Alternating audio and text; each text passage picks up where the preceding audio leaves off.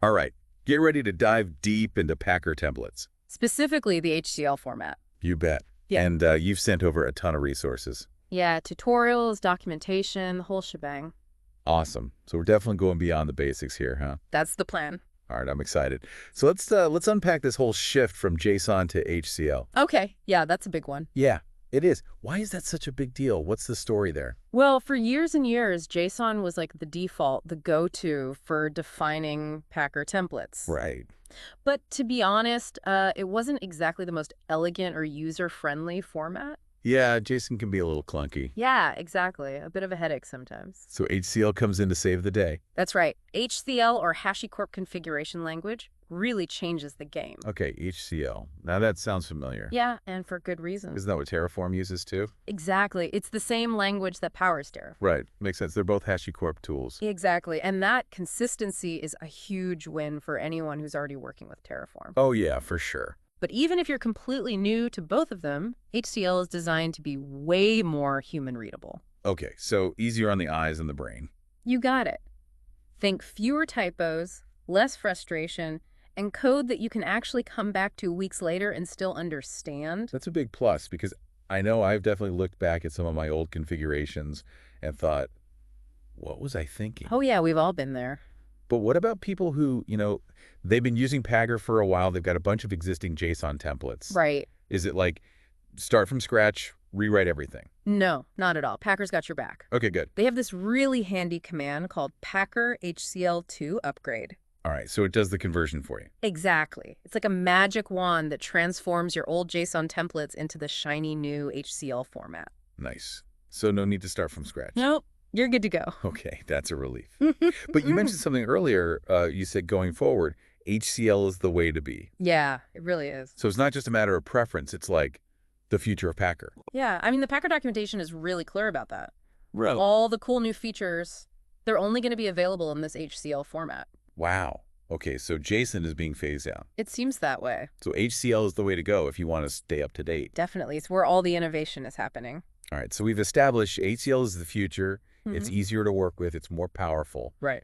But what is it about HCL that makes it so special? What's going on under the hood, so to speak? Well, one of the fundamental things about HCL is that Packer uses a declarative model. Declarative model, okay. You're essentially telling Packer what you want your final machine image to look like. Right, the end goal. Exactly, and it figures out the steps to get there. So I don't have to tell it every single step, like a script. Nope. You're not giving Packer a recipe, you're showing it a picture of the finished dish. Ah, okay. That's a really good way to put it. It's up to Packer to figure out the ingredients and the cooking process. That's pretty cool. I like that analogy a lot. It's a powerful way to think about it. It is, but how does HCL actually make that happen? Like, what's the mechanism? It's all about the blocks. Blocks. Okay, I'm intrigued. These are like the Lego bricks of your HCL template. Each block has a specific purpose. Exactly. Each one does a specific job. Okay, so give me some examples. All right, so you have source blocks. Source blocks. These define where your image creation begins, like which cloud provider you're using, Amazon, Azure, Google Cloud, whatever, or maybe what base image you're starting from. So that's like laying the foundation. That's a good way to put it. It's the starting point for everything else. All right, what other blocks are there? Okay, so then you've got build blocks. Build blocks, okay. These are like the conductors of the whole process. They bring together the source, the provisioners, and the post-processors. Okay, so build is kind of like the mastermind. Right, it orchestrates the whole thing. Yeah, but you keep mentioning these provisioners and post-processors. Yes, those are important ones. What are those all about? So provisioners, those are all about customizing your image, installing software, configuring settings, basically getting everything ready for whatever you want to use it for. So it's like setting up the software environment. Exactly, is getting the image ready to go. Okay, and what about the post-processors? Those come after the image is built. They do things like compressing the image to make it smaller or uploading it to a cloud platform. So it's like the packaging and delivery phase. Yeah, that's a good way to think about it. They handle the final steps of getting your image ready for use. Okay, so it's like a production line. Right. You build the base with the source. Customize it with the provisioners. And then package it up with the post-processors. That makes a lot of sense. It's a very logical flow. Exactly. HCL breaks it all down into these manageable chunks. That's cool. But one thing I've always found a bit tricky with configuration files in general is they can get so long and repetitive. Right. Is that an issue with HCL? Yeah. Do you end up with these massive, unwieldy files? No, not really. One of the really neat things about HCL is that it handles complexity really well. Yeah. You can define variables, and you can even reference entire blocks across different files. So it's very modular. Exactly. You can break things down to smaller, reusable components. It keeps things organized, and it makes your templates super reusable. Ah, so no more copying and pasting giant chunks of code. No, no more of that. It's all about keeping things clean, efficient, and reusable. I could already see how that would be a lifesaver, especially as your infrastructure grows more complex. Absolutely. It's all about making things manageable and scalable. Okay, so we've talked about blocks, we've touched on variables. Yeah, those are key concepts. Let's dig a little deeper into those variables. How do they work in HCL, and why are they so important? Variables are essential for customization. Think of them like the spices in a recipe. They let you tailor your templates to different needs and environments. So instead of having a separate template for every single scenario. Right, you can use variables to make one template super versatile. Okay, so how do you actually use variables in HCL? Are there different types? There are actually two main ways to define variables. Okay, tell me about them. You have variable blocks. Variable blocks. These are for values that you might set externally, like through command line arguments or environment variables. So that's for input that comes from outside the template. Exactly. It gives you flexibility in how you provide those values. Okay, what's the other way? And then you have locals blocks. Locals blocks. These are for values that are calculated within the template itself. So you might use a locals block to, say, combine two variables or do some kind of conditional logic. Ah, so it's like a mini programming language within the template. Yeah, exactly. It lets you do some pretty powerful stuff. Okay, I'm starting to see how this all fits together. It's very elegant. Yeah, HCL is designed to be very flexible and expressive. But what about pulling in information from outside of Packer itself? Let's say you need some data from a cloud provider to configure your image correctly. Can HCL handle that? You bet it can. That's where data blocks come in. Data blocks. These allow you to fetch information from all sorts of external sources like cloud providers, APIs, or even just files on your system. So you're not limited to just the information that's already in the template. Nope, you can reach out and grab whatever you need. And how does that work in practice? Well, you define a data block, specify the source of the data, and then reference it within your template. So it's like importing data into your template. Exactly. It's a really powerful way to create dynamic and responsive infrastructure. Okay, so we've got source, build, provisioner, post-processor, variable, locals, data. I feel like we're building up quite a toolbox here. We are. And we're just getting started. But you know, in my research, I stumbled upon something called dynamic blocks. Oh yeah, dynamic blocks. And those sound really interesting, like a secret weapon for automation. They're definitely one of the more powerful features of HCL. So what's the deal with dynamic blocks? What makes them so special? Well, imagine you need to do something repetitive in your template, like adding multiple tags to your image. Yeah, that can get tedious writing it all out manually. Right. Instead of writing out a separate tag block for each tag, you can use a dynamic block to loop through a set of tags and generate all the code automatically. So it's like a for loop for configuration. That's a great way to think about it. You can define a set of values, and HCL will automatically repeat the block of code for each value. So you're essentially creating a template within a template. Precisely. It's like a mini programming language that lets you automate those repetitive tasks. That's incredibly powerful. Yeah. I can already see how that would be a game changer for building complex configurations without writing a ton of repetitive code. Exactly. It's all about efficiency, flexibility, and keeping your templates as clean and readable as possible. You know, I have to admit, when I first started looking into HCL, I was a little bit intimidated. I thought, oh, great, another configuration language to learn. It's understandable. It can seem daunting at first. Yeah, but now that we're digging into it, it's actually really elegant and intuitive. It really is well designed. Yeah, and it's not just about learning new syntax. It's about a whole new way of thinking about infrastructure as code. Absolutely. It's a shift in mindset that empowers you to manage your infrastructure in a more efficient, reliable, and scalable way. I'm totally on board with that, and I'm sure our listener is too. But before we go too deep down the HCL rabbit hole, Okay. I think we should take a step back and maybe look at some practical examples. Yeah, that's a good idea. You know, show our listener how all these pieces fit together in the real world. I agree. Let's do that. All right, so let's get practical. Okay, so let's get down to brass tacks here. All right. Sounds good. Let's say our listener wants to build a web server image. Okay. Yeah.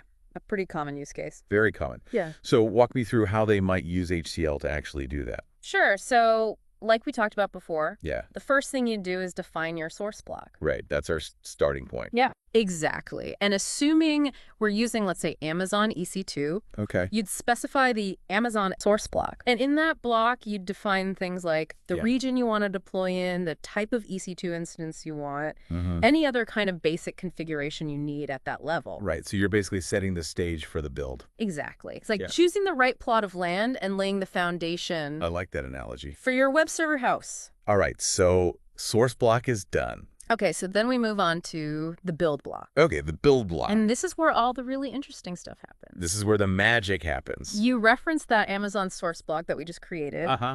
and then you start adding in your provisioner blocks. All right. So provisioner blocks, this is where we actually start installing software, configuring settings, all that. Exactly. This is where you really customize the image to do exactly what you need it to do. Okay. So give me some examples. Sure. So for a web server, you'd probably want to use like a file provisioner first File provisioner. Okay. to copy over your website files, your Well- HTML, CSS, That's JavaScript, that good stuff. right, all the code that makes your website work. All right. So we've got our files in place. What's next? Okay, so then you probably use a shell provisioner Okay. Shell provisioner. to run a script that installs your web server software. Like in Jenks or Apache. Exactly. You'd pick whichever web server you prefer, and then the provisioner would run the commands to install it, configure it, maybe even start the service. Hold on a sec. So instead of me manually logging into the server and typing out all those commands, Right. I can just define all that in the Packer template,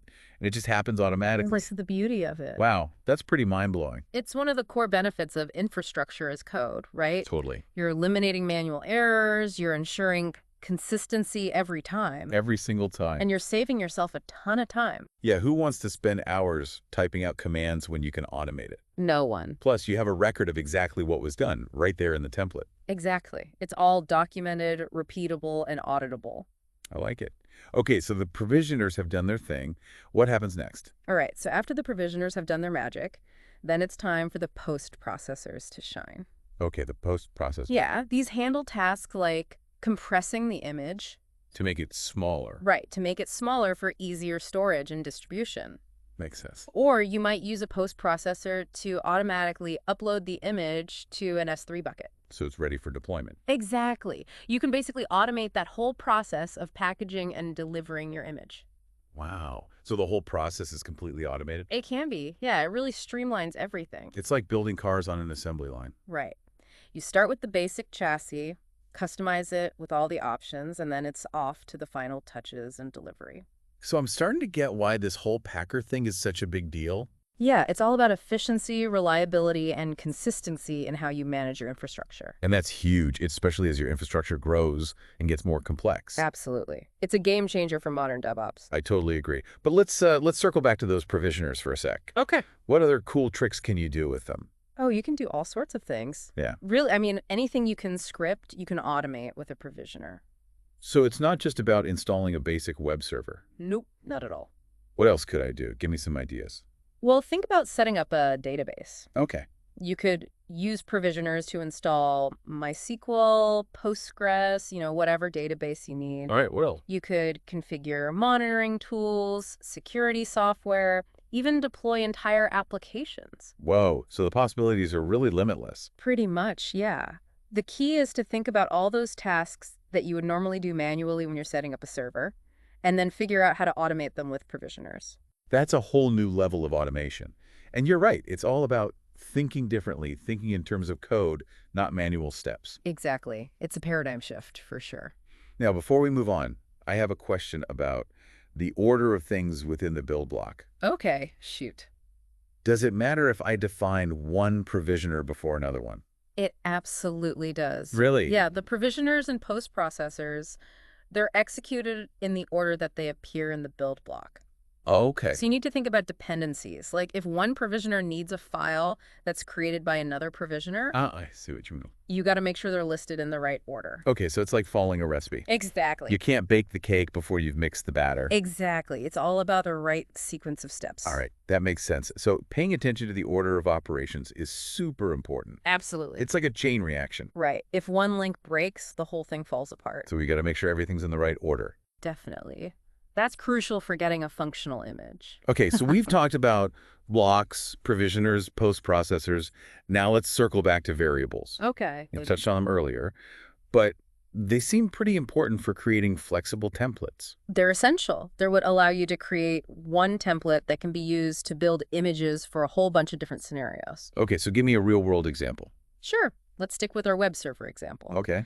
Imagine you want to use the same template to build web server images for, let's say, a development environment, a staging environment, and a production environment. Right, different environments with different settings. Exactly. So instead of hard coding values like the domain name directly into the template, Yeah. you'd use a variable. Okay. So you might have a variable called domain name. Domain name, right? And then when you actually run the Packer build, you can pass in the correct domain name for each environment, either through command line arguments, variable files, or environment variables. So it's like creating a template with placeholders that I can fill in with different values depending on what I'm building. That's a great way to put it. That's so efficient. Yeah, it's all about making your templates reusable and adaptable.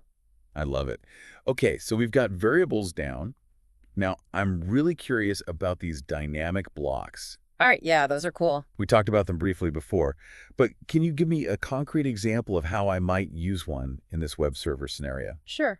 Let's say you have a set of standard tags that you want to apply to all your web server images, like, Environment, project name, stuff like that. exactly, things like that. Yeah. So instead of writing out a separate tag block for each individual tag, Which would get really tedious if you have a lot of tags. oh yeah, definitely. Yeah. You can use a dynamic block to loop through a list or a map of those tags and generate all the code automatically. So it's like, hey, Packer, here's a list of tags. Go apply them all. Exactly. It makes your templates so much more concise and adaptable. Wow, that's slick. So dynamic blocks are really about automating those repetitive tasks and making our lives easier. That's the goal, yeah. And all of this is made possible by the power of HCL, right? It's the glue that holds it all together. It really is. It gives you the tools and the flexibility to express complex logic in a clear and concise way. You know what's amazing to me? All of this complexity is ultimately about making things simpler for the user. It is, yeah. By mastering these concepts, you gain incredible control over your infrastructure. You're not just clicking buttons in a UI anymore. Right, you're defining your infrastructure as code, which means you can automate it, version control it, reproduce it. Exactly. It's a whole different level of control and reliability. It's powerful stuff, and HCL is at the heart of it all. Absolutely. It's the engine that drives this whole infrastructure as code movement. I'm really starting to grasp the significance of all of this, but I think maybe it's time to shift gears a bit. Okay. We've covered a lot of ground, talked about all the technical details of HCL templates. Yeah, we've gone pretty deep. Let's talk about what it all means for our listener, the person who's actually going to be using these tools. Yeah, let's bring it back to the real world. Okay, so our listener is probably thinking, all right, this is all very cool, but where do I actually start? Well, I'd say the Packer documentation is a really great place to start. Yeah, the documentation, everyone always says that. Yeah, it's true, though. I mean, It'd be a little intimidating sometimes, just diving into documentation. yeah, I get that. But, Especially when you're dealing with something as complex as infrastructure as code. right. But the Packer docs, they're actually really well written. Okay, good. They've got clear explanations, practical examples, and step-by-step guides. So it's not just a wall of technical jargon. No, not at all. They do a really good job of breaking things down. Okay, that's good to hear. And they even have a specific guide on converting those old JSON templates to HCL. Oh, right, for people who are making the switch. Exactly. So if you've got any of those legacy templates lying around, they've got you covered. Awesome. So the documentation is a great starting point. Yeah, it's your one-stop shop for all things Packer. All right, but what about best practices?